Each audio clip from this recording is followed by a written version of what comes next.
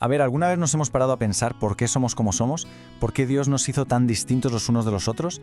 Hoy vamos a darle una vuelta a esta idea, a cómo nuestro temperamento, ese diseño único que Dios nos dio, no es un problema que superar, sino una herramienta para su gloria. Vamos a hacer juntos una reflexión bíblica sobre nuestra personalidad, nuestro carácter espiritual y sobre todo sobre cómo vivir una vida cristiana auténtica.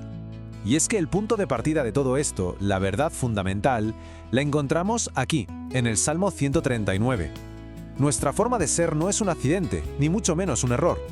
Desde el principio, cada uno de nosotros fue diseñado de manera intencionada, como una obra maravillosa de Dios. Vale, para entender esto bien, vamos a hacer un pequeño recorrido por 5 áreas clave. Empezaremos viendo ese diseño divino original, luego cómo se equilibra en el cuerpo de Cristo. Estudiaremos el modelo perfecto, que es Jesús, claro, entenderemos qué significa ser redimidos y no reemplazados, y terminaremos con ese llamado a vivir con autenticidad. Empecemos por el principio, por el diseño original. A veces pensamos que esto del temperamento es una idea moderna de la psicología, pero no, forma parte de la creación original de Dios. Cuando Él terminó su obra, dijo que todo era bueno en gran manera, y eso, por supuesto, incluye la increíble diversidad de nuestras personalidades. Y aquí es donde nuestra perspectiva tiene que cambiar. La Biblia nos enseña que nuestras diferencias no son problemas a superar, para nada. Son dones colocados con toda la intención por Dios. Como dice 1 Corintios, fue Él mismo quien colocó a cada miembro del cuerpo como Él quiso, pensando en un propósito muy específico para cada uno. Y bueno, la prueba de esto la tenemos por todas partes en la Escritura. Dios no busca un único tipo de persona.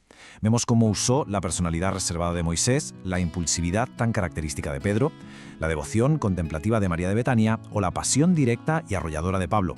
Cada uno, tal y como era, para su gloria. Y ojo, que esto no se quedó en los tiempos bíblicos. A lo largo de la historia de la Iglesia, vemos cómo Dios ha usado temperamentos completamente opuestos de formas increíbles. Pensemos por un momento en el disciplinado e introvertido Juan Calvino. Su obra fue monumental, pero silenciosa. Y luego tenemos al extrovertido y tempestuoso Martín Lutero, que agitó a toda Europa con su voz. Ningún temperamento es superior, ambos pueden cambiar el mundo. Muy bien, entonces, si Dios usa toda esta diversidad, ¿para qué? ¿Cuál es el propósito de todo esto? Pues pasemos a la segunda sección para ver cómo estas diferencias construyen un reino equilibrado y sano. Un reino que necesita tanto ir hacia adentro, en profundidad, como expandirse hacia afuera.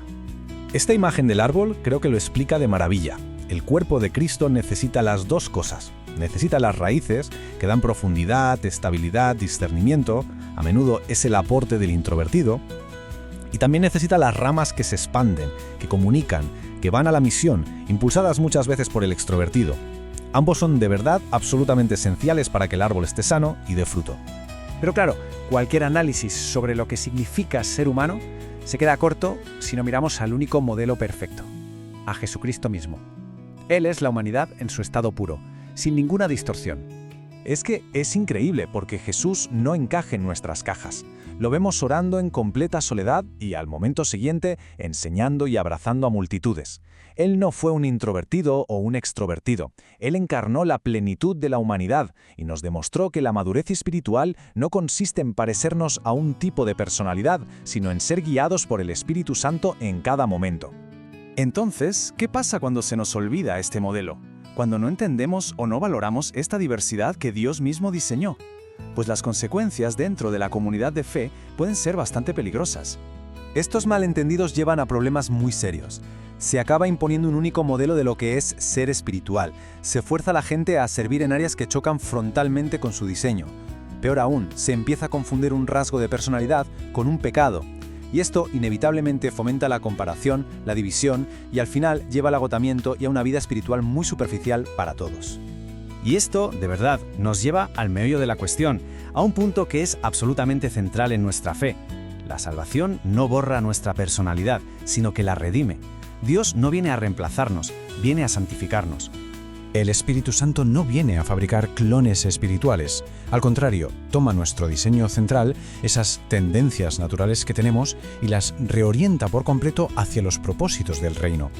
El ejemplo de Pablo es el más claro. Su pasión, que antes era destructiva, fue transformada en una pasión evangelizadora, que cambió el mundo. Para entender bien este proceso de redención es importantísimo que tengamos claras estas 4 ideas. Vamos a verlas con calma.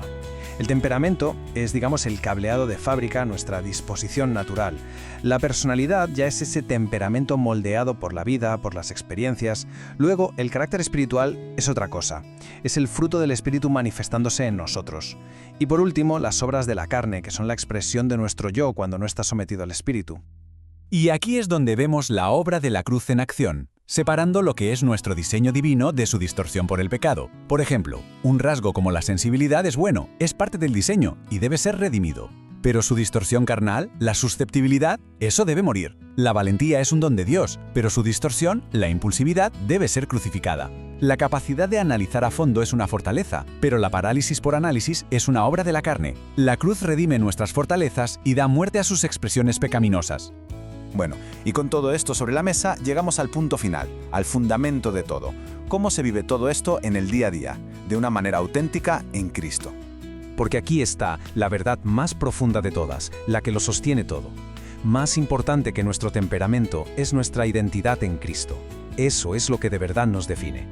Y esta identidad es lo que nos libera, tanto de la tiranía de nuestras debilidades como de la presión de nuestras fortalezas para poder servir con una autenticidad real. Y claro, esta verdad lo cambia todo en la práctica. En el matrimonio significa aprender a valorar el ritmo del otro en lugar de exigirle que sea como uno mismo. En los equipos de trabajo se trata de combinar el análisis con la activación para que las cosas salgan adelante. Y en la crianza es fundamental guiar a cada hijo según su diseño único, sin intentar meterlo en un molde que no es el suyo. Y es que este llamado a ser auténticos no se basa en nuestro propio esfuerzo, sino en una seguridad que nos ancla. Comienza con esta promesa increíble de Isaías. Cada persona es conocida, nombrada y redimida personalmente por Dios. Mío eres tú. Y esta seguridad nos da una libertad increíble. Nos libera de esa presión constante de la comparación, de esa necesidad agotadora de encajar en moldes hechos por los demás. Nos libera para buscar únicamente la aprobación de Dios. Por lo tanto, el enfoque cambia radicalmente. Ya no se trata de imitar el temperamento o los dones de otros, sino de correr con paciencia la carrera específica que Dios ha puesto delante de cada uno. ¿Y cómo? Con los ojos siempre fijos en nuestro único modelo perfecto, Jesús. Así que, si nos quedamos con una idea, que sea esta. El reino de Dios no avanza con imitaciones ni con copias. Florece, de verdad, cuando toda esa diversidad de personalidades redimidas se rinde a los pies de Cristo. La Iglesia necesita a los contemplativos y a los activos, a los reservados y a los expresivos, a todos, santificados y movidos por el mismo Espíritu. Recordemos siempre que la santidad no anula nuestra personalidad, sino que la restaura para la gloria de su Creador. Y con esto en mente, la pregunta que nos queda para reflexionar es: ¿qué reflejo de Cristo está esperando ver el mundo a través del diseño único que Dios le ha dado a cada persona?